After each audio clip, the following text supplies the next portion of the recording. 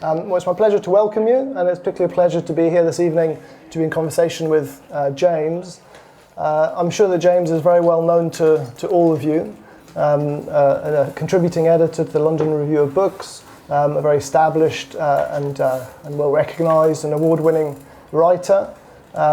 James is known to me through his writings on politics, but also through his works of fiction. Before we start, James is incredibly prolific.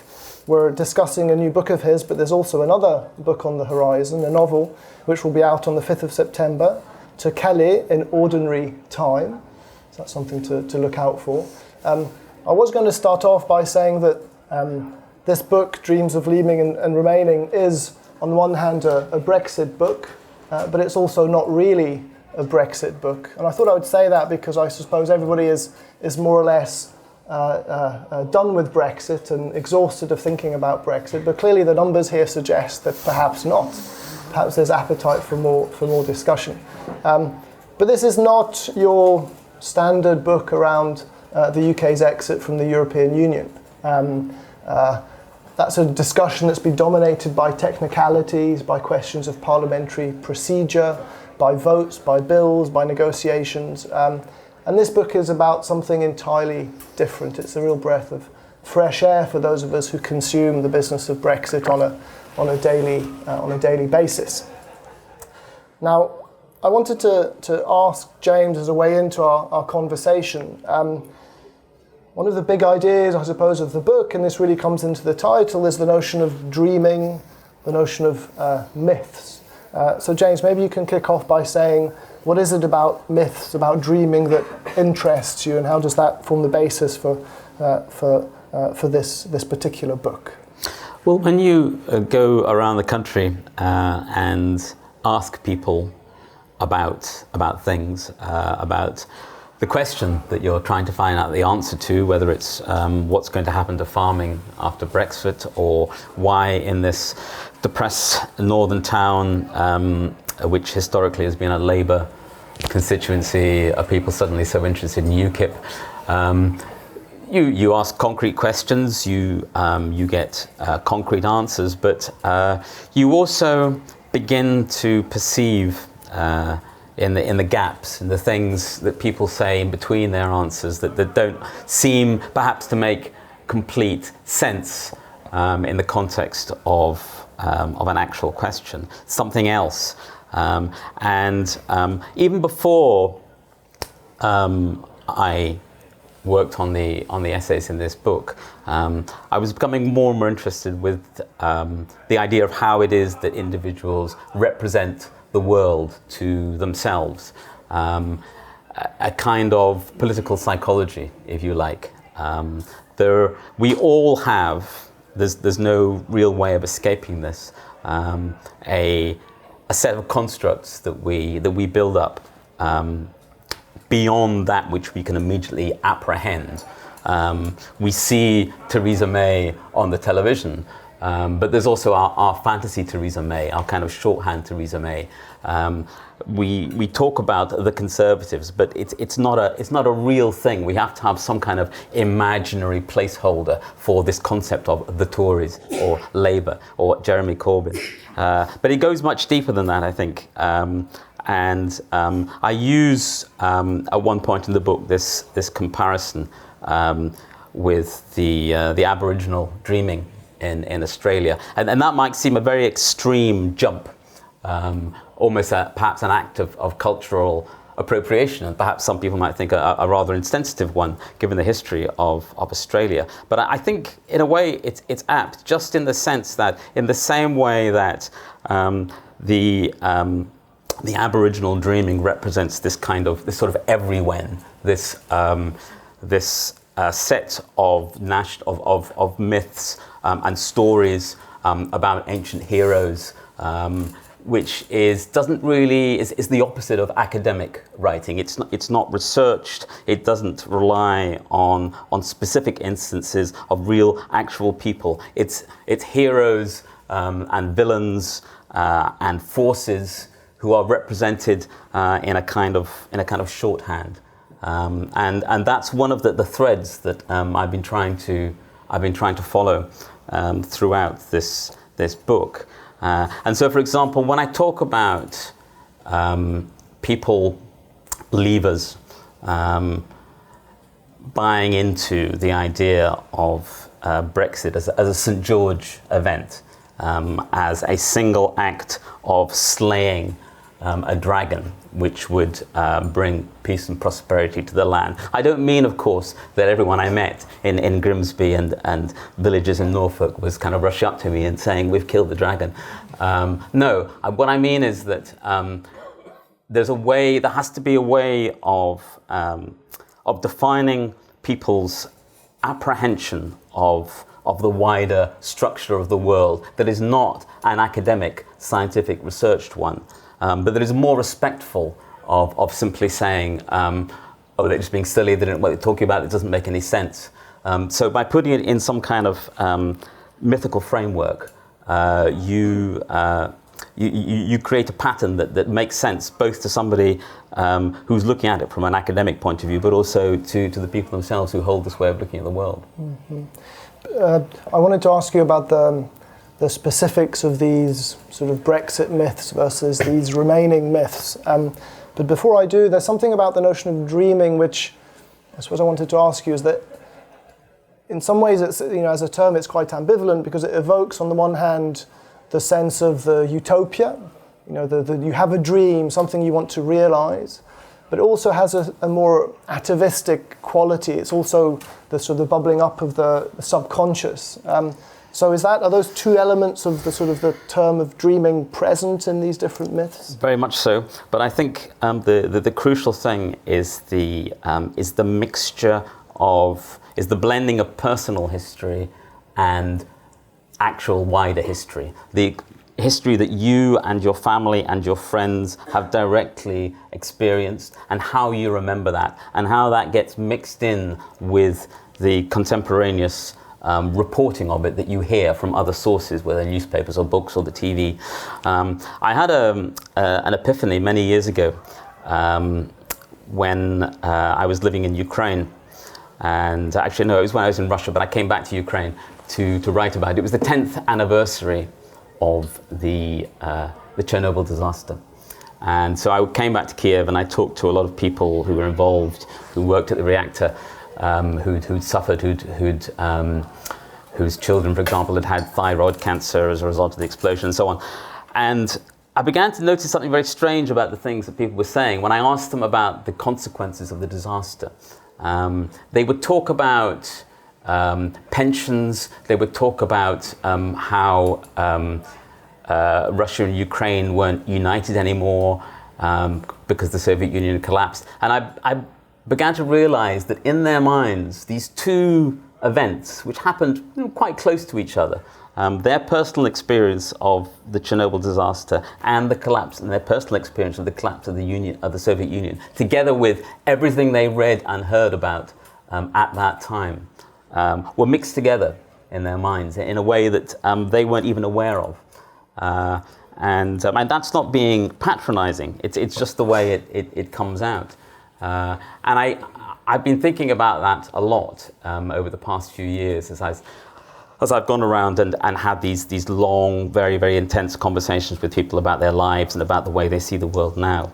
And I've come to feel that something similar is happening here. That people are entwining their economic suffering with their sense that culture has radically changed in a way that they don't like. And so these two theoretically quite separate things have actually become entwined. And the other realization I had in the Soviet Union when I saw how miserable people were made so miserable by the collapse of the Soviet Union. Not everyone, obviously, but many. I realized it wasn't just the thing that happened in that moment. It was that by something being destroyed and denigrated, it reached back into their history and it made it seem as if their whole lives had been worthless. Not just that they had lost in that moment, but they had lost for a very long time, and that everything was downgraded and denigrated and slandered. And so I wonder whether what has happened in certain communities in this country is that these two strands of a sense of cultural estrangement from sort of accepted discourse now and economic suffering have become mixed up.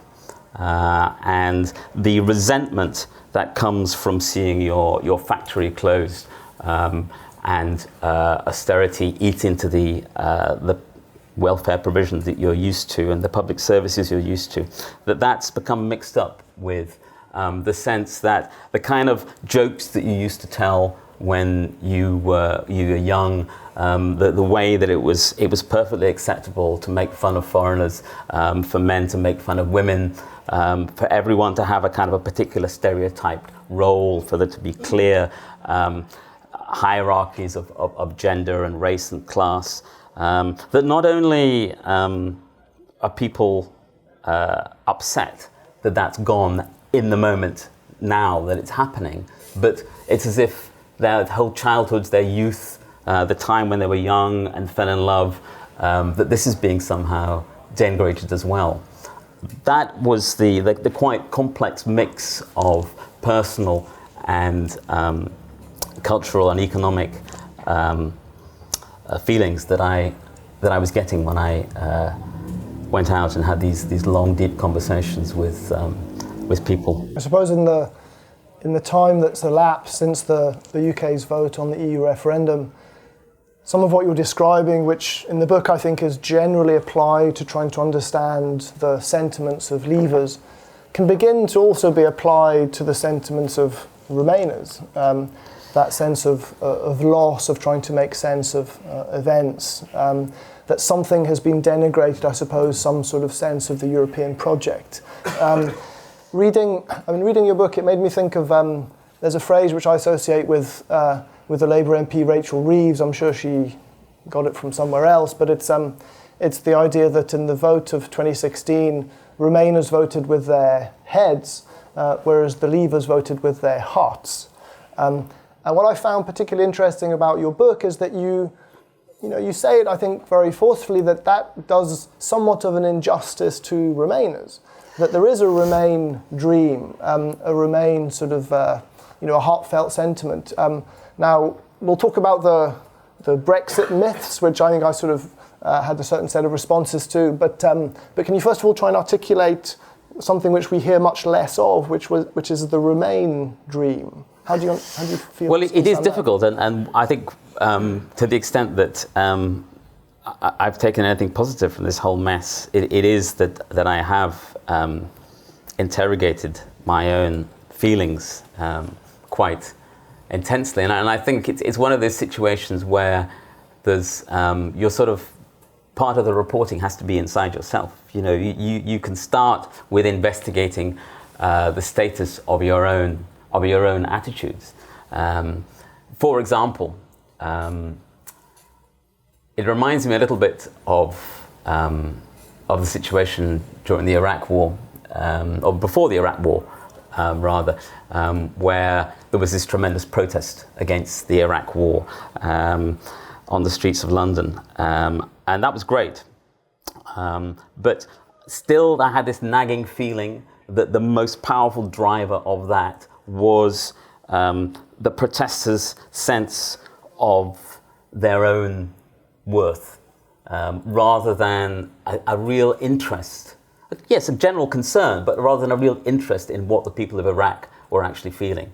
It was more about Britain, and there's something the same, I think, with Remainerdom now. It's about staying in Europe is best for Britain.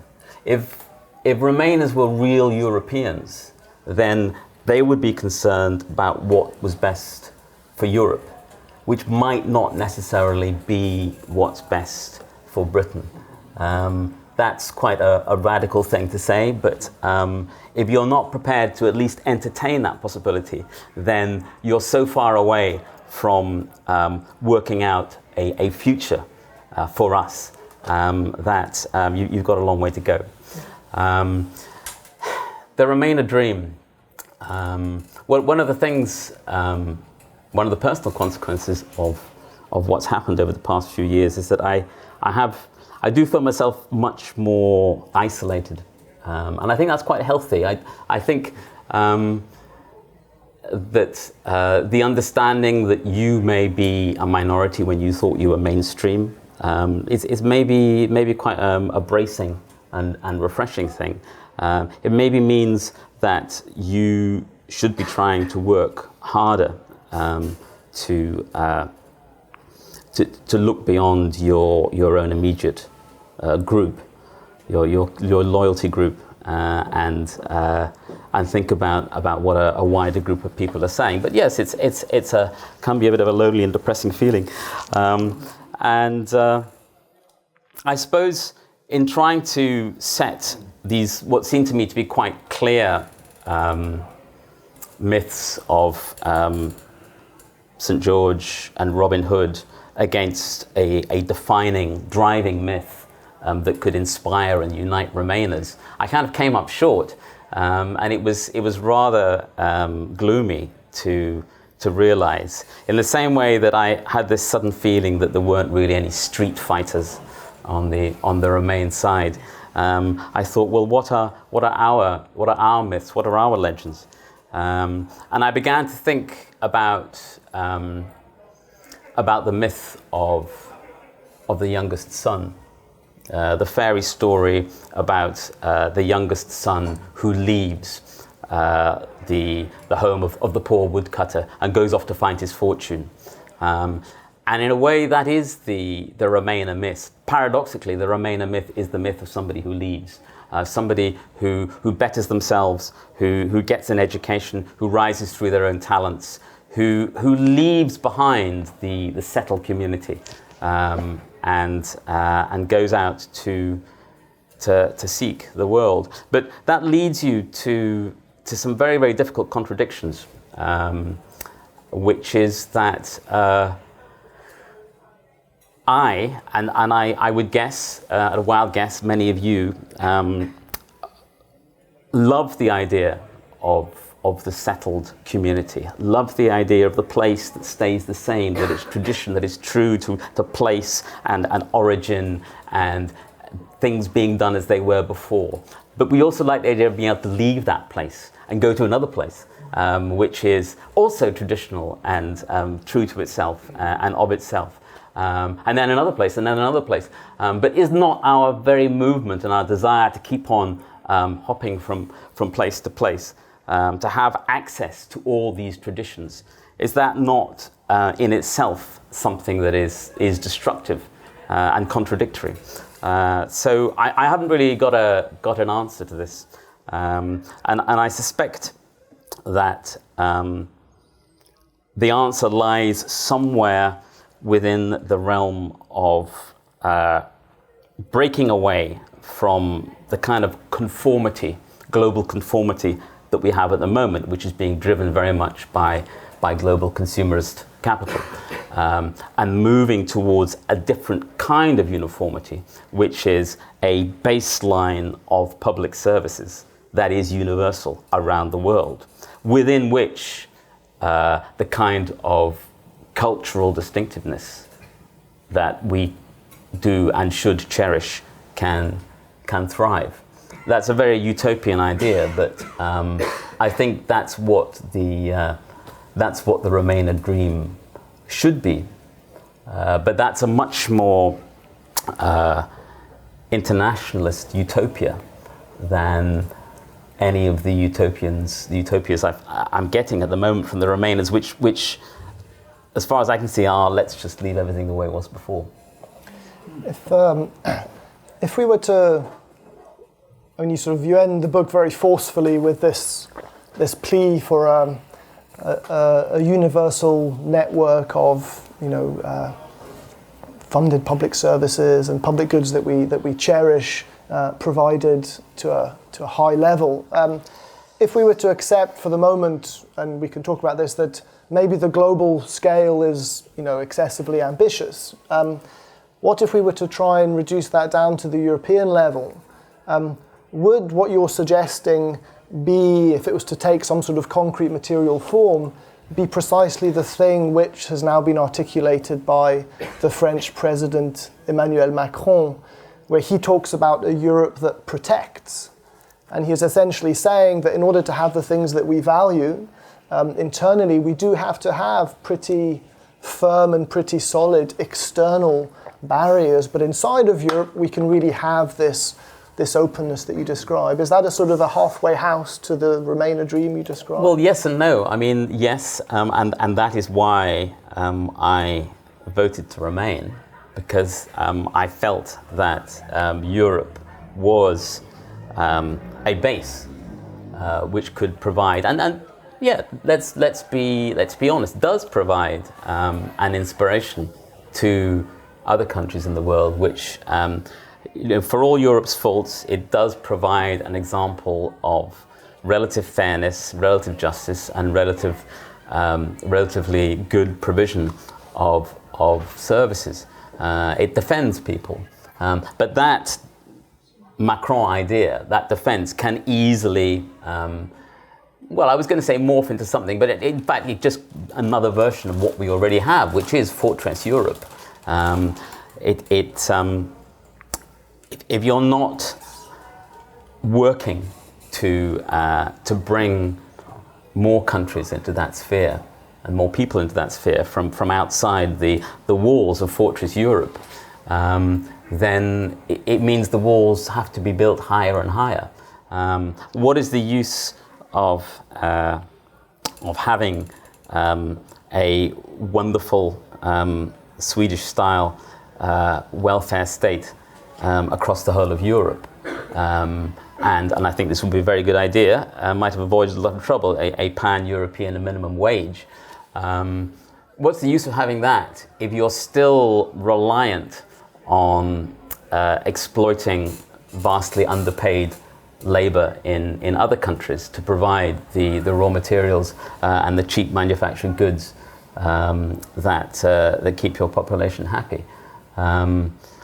Is it not, should you not embed within your ambitions and your structure at least the aspiration to work towards bringing other countries up to Europe's level, rather than digging in and simply trying to defend what we already have?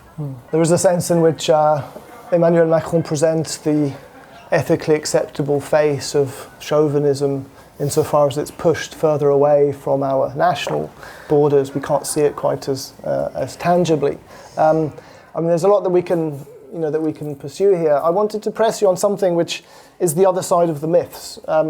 We stand on the opposite sides of the Brexit divide, and I was interested in reading this book, as a leaver, because it made me think a lot about my own motivations, my own sort of thoughts and feelings, rather than the more schematic and analytical sort of justifications that are elicited from an academic. And I wondered, did you feel as you were writing the book that you had your sort of expectations about Brexiters confirmed, reaffirmed? Did you feel as if the people that you spoke with challenged the Brexit stereotypes? How did you sort of discover that? Well, they're all different, and along with, because if you sit and talk with somebody, I mean, the standard journalistic thing is to interview people for an hour maximum, and I tended to spend at least 3 or 4 hours with people, and try and get as much as possible of their entire life story, because I felt that that informed everything, really. And so with that, you get not just people's views, but their personalities. And so you think, well, this person's raving mad, but they're really, really nice. Or you think this person's really horrible, but making a lot of sense. And all variations in between. I as you said, I am a novelist, and I do take a great interest in how people got to where they were and their personalities. I mean, it's complex, and because I've taken so much time talking to people, I represent them. I try to represent them with equal fullness, and not to make judgments about them. And in a funny kind of way, when you're doing a piece, you do have to sort of cast within limits. So it's not like, in a TV studio or a daily newspaper, they will actually say, it's an hour to deadline. Can you get me somebody who's got 6 children and only one leg and is going to really suffer under this new tax law? You've got 60 minutes. But it's not like that. But for example, with the piece I wrote about the NHS, I wanted to get across the idea that the elderly, which is a big part of what that story is about, that the elderly are us, and not talk about the elderly as if it was sort of some remote thing. But it is the thing, either the thing that we already are or the thing that we are going to be. They're just like us, and I thought. The best way to do that would be to find somebody who was an old person, but who had been one of the early rockers, rock stars, a local rock star. So I had no idea who I was looking for, any bands in Leicestershire, the place that I was writing this. I just thought, okay, I will find somebody who was in a band in Leicestershire, who was a young man, taking lots of drugs, and having a great time, and gigging in Leicestershire in the 1960s, and who's old now. And they can be, I will find something interesting there about the way that the elderly are perceived, and the way that they look at the world. And I did. Somebody had written a book about this band called Le Gay, which was big in Leicester in the 1960s. They then mutated into a slightly bigger band called Gypsy. Maybe some of you have heard of them, maybe not. And so I found the sort of pretty much the last surviving member of this band. And so to that extent, I cast it, but I didn't expect, I didn't know what situation he was going to be in. I imagined somebody who had taken lots of drugs, screwed around, had expected to die young and didn't. And that was exactly what I got. That was exactly what the situation this man was in. But what was interesting was that in the context of a book that was all about the NHS and about caring for people who can no longer care for themselves, he had found himself in a completely unexpected position. Not only was he not dead, but he found himself caring for people with Downs, and in a very low-paid job, ridiculously low-paid. I mean, he was basically being paid nothing to sleep over in a charity-run care centre, and he was really pissed off. He hated his clients. He was a sort of uncaring. Not an uncaring carer, but within the absolute bounds of what he had to do, he looked after these people. He was unhappy with his life. He was unhappy that he hadn't died young. He was unhappy that he didn't make the big time, and he was also a bit unhappy about how the fact Leicester was full of immigrants, and he voted Leave. Leicester remained, but he voted Leave. And this was a young man who was absolutely out there in the 60s, when Leicestershire was a pretty conservative place. They were dressing up in women's clothes, putting makeup on, and having huge fights with local lads whenever they gigged in small villages around Leicestershire. It was a complicated story, and I didn't say he's this, he's that. I just, I characterized it. I made sure that I kind of underlined the irony of this careless artist who had become a carer, much against his will. But I didn't take it any further than that. I liked him. But yeah, I mean, as he said, I don't want to be cared for by somebody like me. The part of the book that focuses on the elderly and the NHS is very, very touching, and it's quite a difficult read. And there is an enormous amount of empathy, I think, that comes through your writing. And I suppose, I mean, that's something that struck me, is how time and time again I've been struck by the way in which the outcome of the referendum reflected a certain lack of empathy. That is to say, an attempt to try and understand the other side. And it certainly can be something that's mutual. I speak from sort of the context of somebody who lives in a part of the country that is very solidly Remain, but has, even just a few kilometres outside of the city of Cambridge, very solidly Leave areas. And I found it quite striking. You have to roll up your windows when you drive there. Well, you don't, because you're all right. Well, I found that, talking to people around me, there's such a limited willingness to actually get out and understand why just a few kilometres down the road people think so viscerally different from themselves. And so that certainly came out in the book, that willingness to try and sort of grapple and understand. At some points, though, there were some characters, when your cast of characters, who did fit with some of these ideas that we often have about the Brexit voter. And I wondered, I mean, you had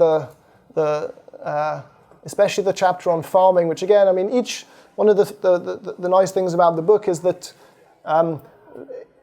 it's more than a book about, Leave and Remain. It's a book about big ideas that sort of shape British society, about land, about life, about the sea, about work. And on the chapter about land, you had this Stuart Agnew fellow. Well, he's a UKIP politician, one of the few politicians I actually interviewed. That's right, and also as a farmer. And just talking, he sort of really fitted that sort of stereotype. So I suppose my feeling was, some of the book challenges the stereotype and some of the book confirms the stereotype. Was that your intention? Was that your experience? Well, I mean, I think it's more simple than that. I think stereotypes come from somewhere. There's often a grain of truth in every cliche. I didn't know what I was going to find when I met Stuart Agnew, but I knew that he was a farmer who was a UKIP MEP. I knew he had some kind of aristocratic connections, and I knew that he had been in Rhodesia as a young man. So I made some guesses. I wasn't going to not interview him for those reasons. But in a way, I feel that if you pick him out and say, well, he's a sort of a typical Leaver, but the others aren't, then I think I've done a good job, because if you talk to a whole bunch of people who are united by something, and only one of them strongly fits the cliche that people have, then that doesn't seem. That seems. If none of them did, that would be really interesting. But I think one seems reasonable. It is. You can only go so far with your questioning of people without actually moving in with them, and there were times when my sort of speculation about the psychological underpinnings, I didn't put them in the book, but I did wonder, and there was one person. There's one woman in particular who she manifested physical signs of frustration that she was trapped in Europe. She was jigging her head her feet up and down and wringing her hands, saying, "I feel trapped. I feel trapped." She said. I mean, she seemed perfectly normal and calm in most respects, but I did think, where is this coming from? I can't. I can only dig so deeply. I would have to come back many times to really get to know you, perhaps more intensely than either of us want, in order to understand what's really going on here. Because I just didn't feel she was really talking about Brexit. There was something else going on there. But you, as I say, you can only go so far. After a certain point, the novelist has to write something. So. That's right. There are some, I suppose maybe it's the novelist skill. There are some parts of the book that are extremely funny, I have to say, that are sort of laugh out loud funny, which just spring up, upon you. You don't expect them, and suddenly you're laughing. A final question. We want to have a bit of a discussion with the audience before we break up for some drinks. But I did feel as if something that was running throughout these different, sort of reflections on different aspects of, England today. There was a search for, maybe it was consciously done, I think towards the end you allude to it, a search for a kind of harmony, whether there is the possibility to integrate the dreams of leave and the dreams of remain into something that, that we can articulate. My question to you is, how far do you think you got in that attempt to sort of integrate? Do you think it's impossible, or is there something there?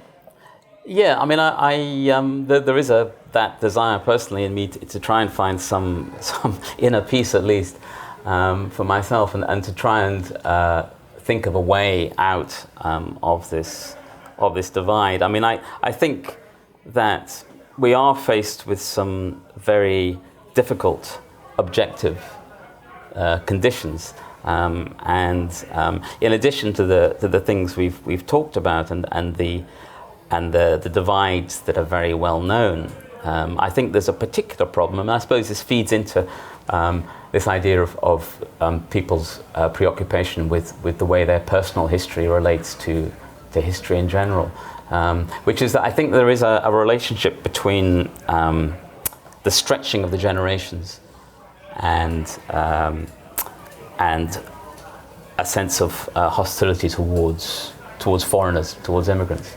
And I don't think we've really come to terms with the extent to which our longer lives have changed our world. It used to be you were young, and then you were middle-aged, and then if you were lucky you were old, and that was it. But now, young, middle-aged, old, very old. There's an extra generation, a very, very large and increasing number of people who are, in a way, immigrants from the past. And if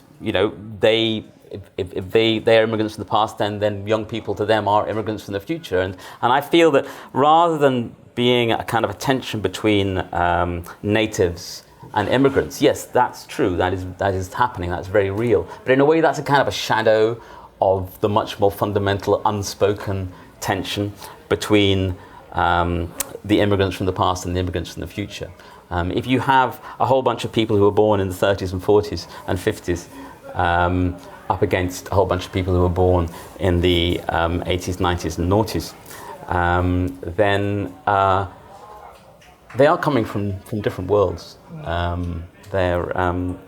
And I think particularly the immigrants from the past, there is an unspoken concern that they're in a competition for resources, for protection with incomers from outside the country.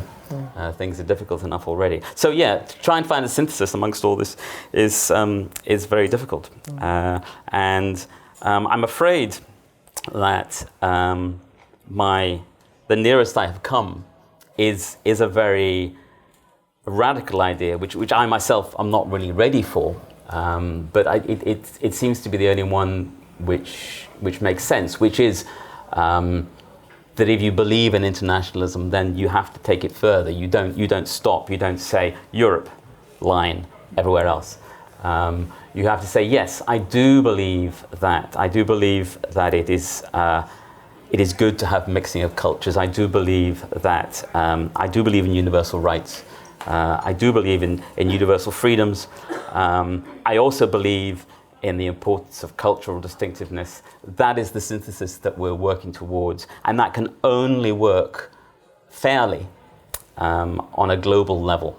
What I would like to be able to do, and as I say, it's very difficult, I don't quite know how it's going to happen, and I don't know if I'm personally ready for it, is to lift my eyes beyond the Straits of Gibraltar, beyond eastern Romania and eastern Poland, and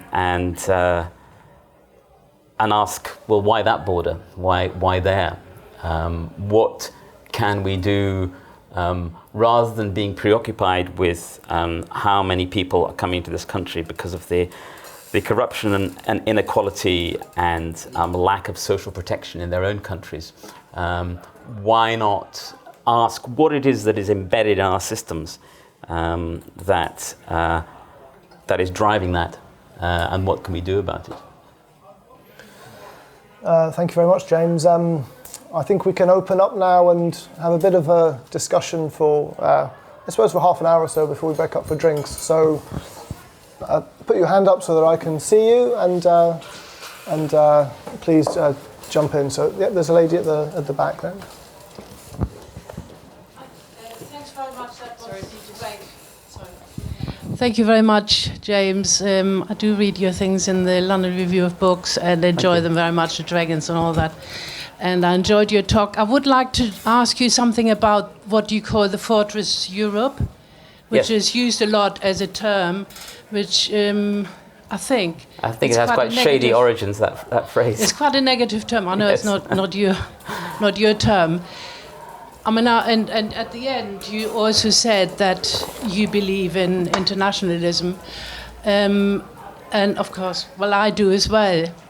But I just wonder, is the cause of people served better when they can move freely into Europe, or is their cause served better when they are supported at home where their country is poor? And I think this is a real question, because obviously the people who we know who travel tend to be people with the money to travel.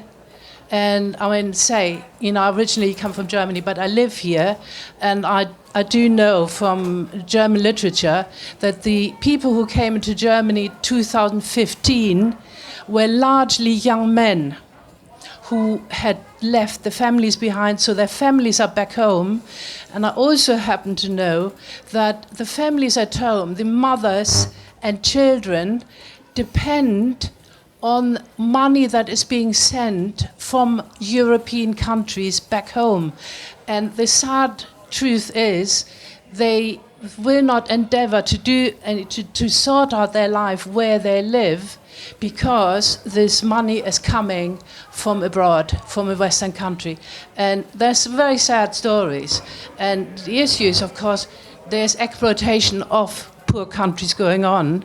And really, maybe it's better if people can actually stay at home and families can stay together. So I believe, I want to finish, I know, going on a bit, but I think internationalism, which we used to call socialist internationalism, is a good thing when it comes from the working people, but we're talking globalization, which comes from top down, and that's very different. Thank you. Yes, I mean, it's all these things are related, and the immigration question is a very difficult one. But I think what I was talking about in terms of internationalism, it shouldn't be mistaken for the idea of aid. I mean, I know there was the initiative on the part of the German government, for example, to give money to the Turks to look after people Syrian refugees in Turkey, rather than to have them coming to Germany. But what I'm talking about is something much deeper. It's it's a desire to embed in our attitude towards other countries the same kind of embedding that you have from the neoliberal side, that there must be free markets, and that you have from the liberal side, that there must be human rights. It's a third idea that you deal with countries not just in terms of their human rights, not just in terms of free markets, but also in terms of how well they look after their people, how interested the rulers are in social justice, in sharing, in spreading the wealth. And once you start with trying to embed that idea in political discourse, into the way that companies are made to do their business, into the way that banks operate, it will be incredibly difficult. But it has to start with the idea that this is necessary. And so I'm talking about something very, very far-reaching and very long-term. But I think without that, these horrific arguments and fights about 1 million migrants here, people drowning in dinghies crossing the Mediterranean, Poles being stabbed in English market towns, these are going to go on. I mean, one of the interesting things about Europe, we've been talking about it now as if it was all one kind of organized, sorted, everything is fine space. But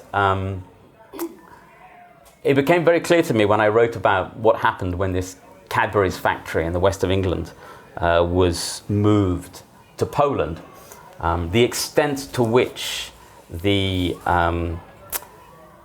bringing in of Eastern Europe, and particularly Poland, to the European Union was of enormous benefit to Germany, in a way that it wasn't of so much benefit to the countries further west. Because yes, Poland has benefited. People are richer, they've got better infrastructure, there is more sharing of wealth there. But still, you've got this huge inequality between the wages that people earn in Poland and the wages that people earn in countries like France, Germany, and Britain. As much as the Poles are getting richer, there's also been a dragging down effect in the parts of the continent where personal wages were higher and also social benefits were better. So it's not as if this problem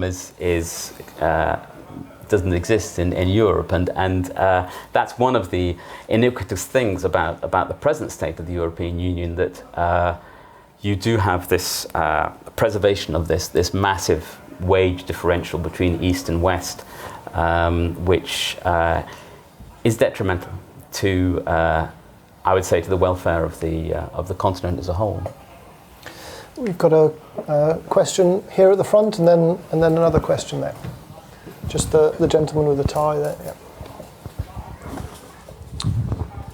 My question is about the traditional political parties and how they affect the possibility of addressing your current predicament. In my country, we have the Democrats and Republicans. In Germany, where I live... Speak a bit more into the microphone. In Germany, where I live, we have the CDU, CSU, and SPD. Here you have Tory and Labour. All these parties, to an extent, had their beginnings in the heterodox. As they became established, they became more and more orthodox. And now, in various ways, they're all atrophying. To what extent does this affect your country's ability to address the problems you're talking about? Well, it's got a huge effect. I mean, I'm not a political expert at all, a specialist, but it's plain from talking to people on the ground how much of a problem it is that there's a mismatch between people's attitudes and the representation of those attitudes in political parties. Basically, you have a two-axis political environment, but you only have one axis for the parties. Each of the main parties in Britain and in the United States, I think it's fair to say, are split two ways. you really have a four-way split now. So you have, on one axis you have traditionalists versus liberals, and on the other axis you have the more familiar left-wing versus right-wing economic arguments. But that produces four extremes rather than two. So you have in parts of Britain, in most parts of Britain, in fact, you have people who are economically quite socialist. They believe in redistribution, but culturally they're more traditionalist. They believe in more traditional gender roles. They believe they're more skeptical about immigration, shall we say, and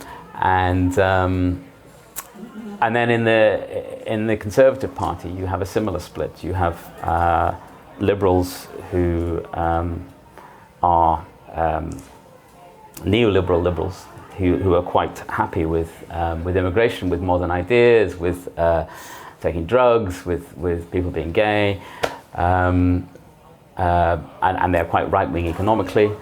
You have traditionalist Tories who, it's so obvious that I find it strange that the mainstream, I can't believe I'm using this expression, the mainstream media continues to refer to the Conservatives as if they were one party. I mean, I feel it's more extreme within the Conservative Party.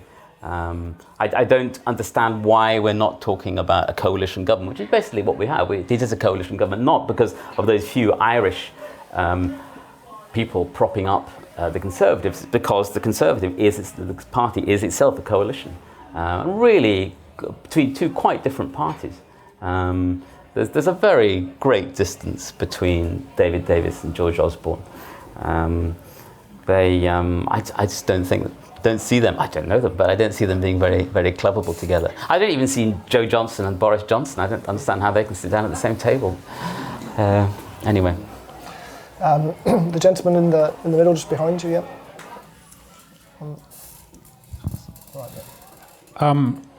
You kind of started to touch on this now, maybe, but I was just wondering whether you had interviewed anyone or met anyone who was of the internationalist left, but was also a Leave voter. There's a sort of a sense that your kind of social democracy and goes with a kind of a sort of communitarian Gemeinschaft traditionalist. Well, no is the short answer, because I feel I have quite a lot of those people around me.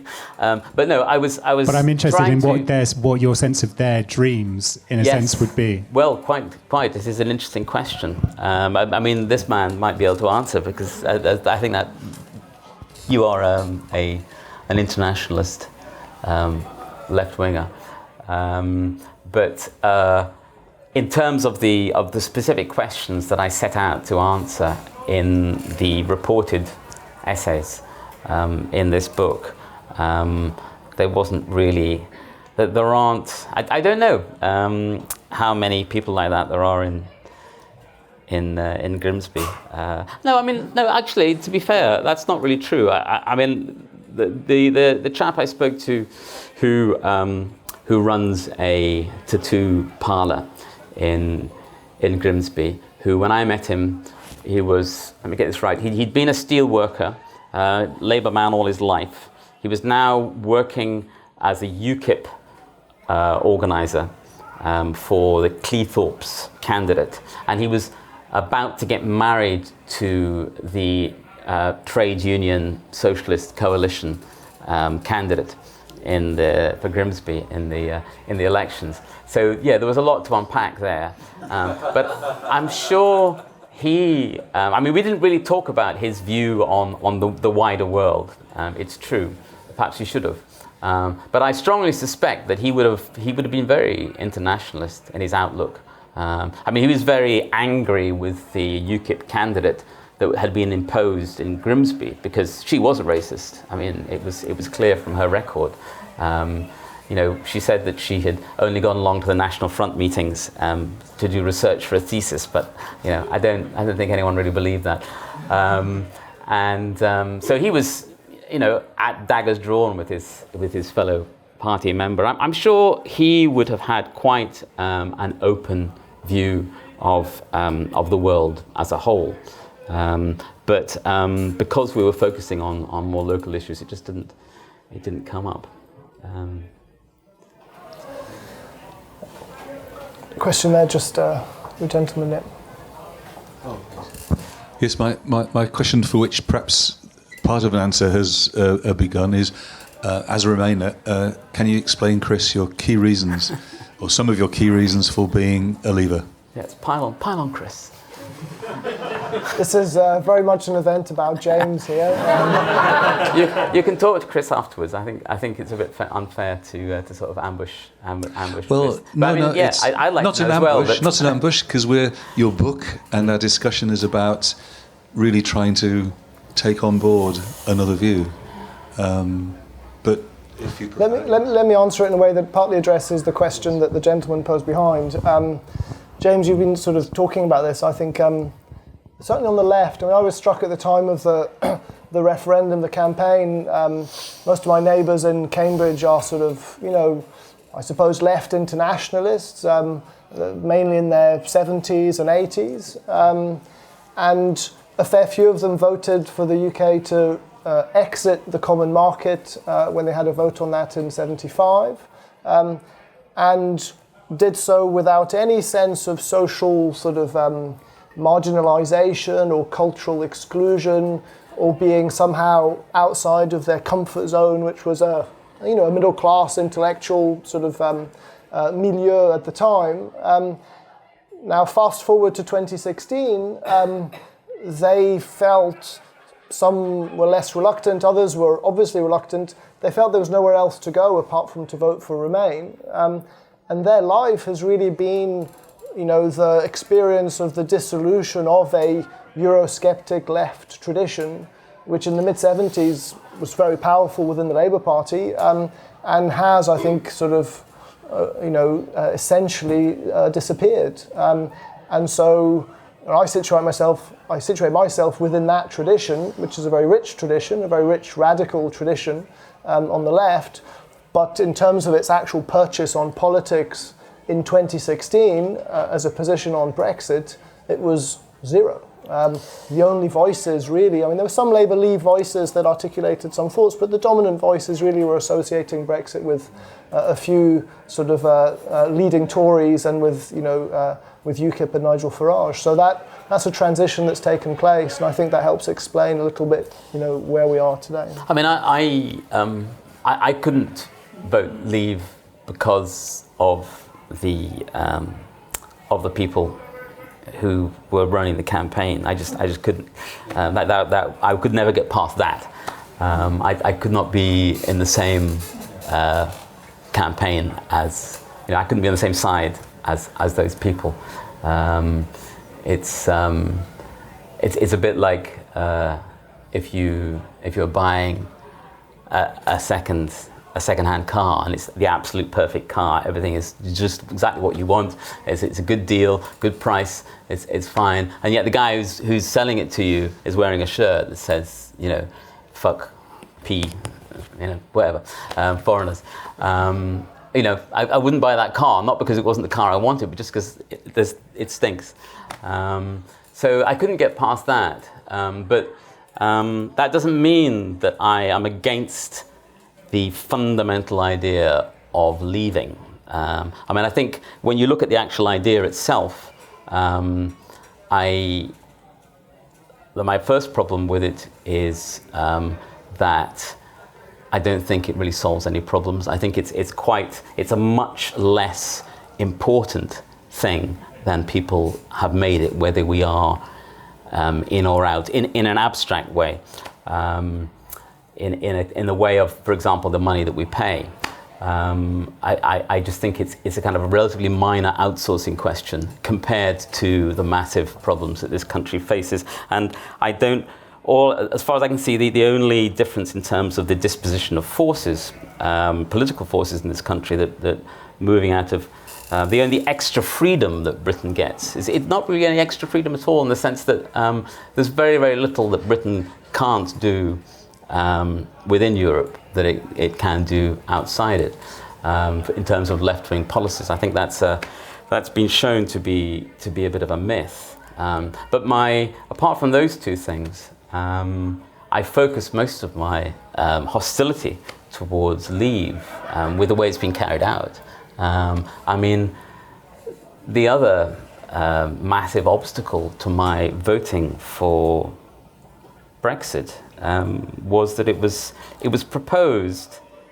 It came out of a referendum that was proposed in a manifesto from a party which, in that same manifesto, gave absolutely no information about what would happen if the vote went the other way than they expected. So it pretended that people were being given a choice. But in terms of its policy on Europe, there was only one choice: you had to vote to remain. There was absolutely no the contempt towards people who might vote the other way in that manifesto. You couldn't trust these people. You wouldn't want to have anything to do with them. And the whole thing was clearly going to be a disaster if it did not go the right way, and it did not go the right way. So yeah, a 20-year program for Brexit. Sure, let's talk about it. But a crash program run by a person who is all stubbornness and no will. No, thank you. Very good. There's some more hands. Okay, let's take first down here at the front, and then back in the corner. Just down there here on the right. James, I found myself interested in the idea about the stretching of the generations, and I was thinking that that's something that extends across certainly the Western world. And I wondered if you had come to any views in your perambulations about whether what's happening to us is a peculiarly British dream, or maybe even an English dream, or are we reflecting something that's really global? Whenever I've written about anything for the LRB, and even before when I was doing stuff for The Guardian, I've often been surprised to find how a manifestation that I thought was peculiarly British turns out to be, guess what, it's actually happening everywhere. And I think you're absolutely right. I mean, we can see it. It's not something that isn't being talked about.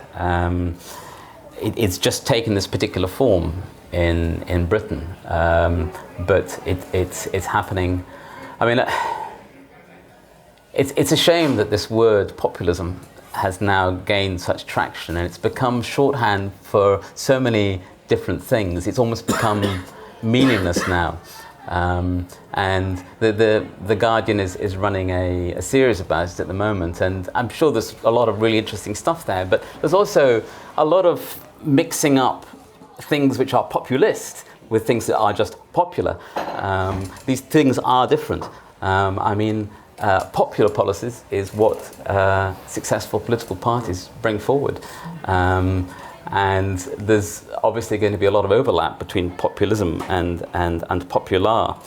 But yeah, generally, you're absolutely right about the problem of aging populations. And what's interesting about that is it's not just in the rich world, because the simplest and most dramatic medical interventions and cheapest medical interventions, which will rapidly lengthen lifespan in a poor country, which has historically had a very low life expectancy and high infant mortality. Those are quite straightforward to do. It's just a matter of organization and relatively small amounts of money. So in other words, you have a lot of African countries now. You have China, India, all over the world. The populations are aging, which is an interesting expression, because I'm making it sound as if, oh, what a terrible thing, but it's a great thing. People are living longer, wonderful. And so yeah, there's that ambiguity there, but it's universal, and that Brexitness is related to that, perhaps, as we discussed, the lengthening of the generations, and it is everywhere. I'm sure you could go to any country in the world, no matter how. I'm sure there's Brexitness in Mongolia. We just have to go there and track it down. I mean, I thought my last non-fiction book was about privatization, and I'd always thought of privatization as being, very much a Margaret Thatcher thing. Yes, it was influential subsequently in countries around the world, but what I realized was that actually the Dutch were very, very zealous privatizers as well. They gave the British a run for their money in terms of neoliberal policies, and still do. It's one of the things about this. I talked at the beginning about the kind of the British preoccupation of all sides, leavers and remainers, in this debate, and that's another aspect of lifting your eyes beyond the borders of your own country and your own continent, and seeing things in a global context. We've got time just for one more question, I'm afraid, and then we'll break up for some drinks. So the woman in the corner there, she had her hand up. I was just very interested to know. Just hang on a sec. I was very interested to know whether any of the people you spoke to, when you asked about their dreams, did nobody talk to you about peace and what the European Union grew out of, and keeping away from having another major, I know there have been terrible things, but another major war, which was one of the starting points of coming together in Europe? Did nobody have that as a dream? Well, that's a use of the word dream that is rather different from the way that I'm using it in the book. Dream, what does it mean? It means visions you have when you sleep. It's come to mean, relatively recently, it's come to mean a thing that you want to happen.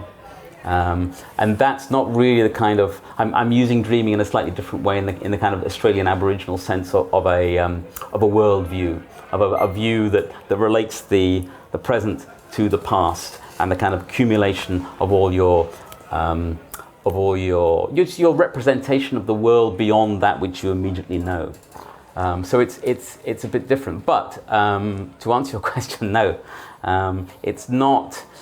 It is interesting and disturbing, very disturbing. The extent to which people are fascinated, and people particularly on the Leaver side, and this is backed up by polls and statistics and by what you see and read and hear, that there's a fascination with military history, with Britain's past wars, and the idea that Britain always wins, the idea that war is great, but at the same time a complete and utter complacency that this could never happen again. It's not that people don't want peace, it's just that they have it, and they think it's going to go away. It's never going to go away, rather. I find it troubling. It's a very dark note to end on. I have wondered at my most pessimistic times over the past few years whether the extreme divisions that are that were always there but have been brought to light, this kind of bouncing back and forth of the ball of enmity, and it gets bigger and heavier each time, that's happened lately. I've just wondered how far this could go, and partly influenced, I suppose, by my very, very close and perhaps slightly obsessive tracking of how Ukraine, which was for 20 years a completely peaceful country, went to a country in a state of war in a very, very short space of time, and following all the steps, how it went. Could that happen here? I don't think people should be complacent, and never say never. I don't think it will happen. I don't think there will be violence, even if, and I don't personally think it's a good idea, even if there were a second referendum and somehow Remain won, I still don't think it would lead to a breakdown of civil order. But I think it's good that you raised the question, because I think people should be talking about it. I think it's something to have. It's such a dangerous thing to put into the imagination, because if you fear that if once you put something like that in people's imagination, you never know where it's going to go. You know, the next thing, people are sort of tying kitchen knives to broom poles. But at the same time, if you don't imagine it, then how can you'd be surprised when it suddenly manifests itself, and that's not a good thing either. I think it's worth having at the back of one's mind. Can I just say before we finish, and it has been mentioned a couple of times about the essays in the LRB. I really must thank the London Review of Books, without whom this book would have been absolutely impossible. They've been extraordinarily tolerant of the immense time that I've taken to research and write these pieces, and they've supported me all the way, and I am very, very grateful to that wonderful magazine. Long may it continue. Before we finish, let me remind you that there are some very handsome hardback copies of James's book here, and as an experienced author, I'm sure he'll be happy to sign multiple copies. So before we break up for drinks, let's just thank James for his great contribution.